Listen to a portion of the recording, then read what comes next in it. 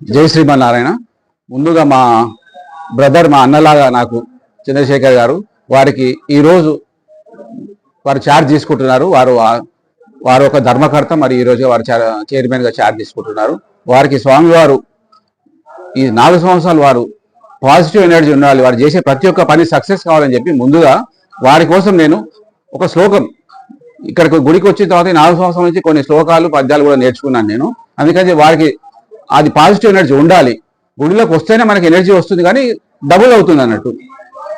నరసింహస్వామి శ్లోకం: ఉగ్రం వీరం మహావిష్ణుం జ్వలంతం సర్వతోముఖం నృసింహం భీషణం భద్రం మృత్యుం నమామ్యహం అని చెప్పి నరసింహ పురాణంలో మనము ఏ దోషాలు ఉన్నా కూడా, ఎలాంటి నెగిటివ్ ఎనర్జీ ఉన్నా కూడా ఈ యొక్క శ్లోకం మనం మొదలుపెట్టి చదువుకుంటే అన్ని పోయి మనకు ఏదైనా కార్యక్రమం మొదలుపెట్టినప్పుడు మంచి జరుగుతుంది. కాబట్టి వారికి ఈ సందర్భంగా మంచి జరగాలి.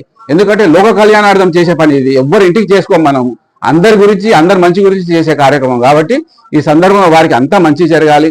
వారి ద్వారా నలుగురికి మంచి జరిగితే మాకు అందరికి ధర్మకర్తలకు అదే సంతోషం. కాబట్టి వారికి స్వామివారు ఎల్లప్పుడూ వారికి అన్ని ఐశ్వర్యాలు ఇస్తూ వారికి కార్యక్రమాలు సజావుగా జరిపించాలని వారికి కోరుకుంటూ, ఇక నేను 4 సంవత్సరాల నుంచి కాలనీ భక్తుల యొక్క, దాతల యొక్క సహకారంతో ఈ ఆలయాన్ని ఎవరు తోచిన డెవలప్ చేసుకుంటూ వచ్చినాము.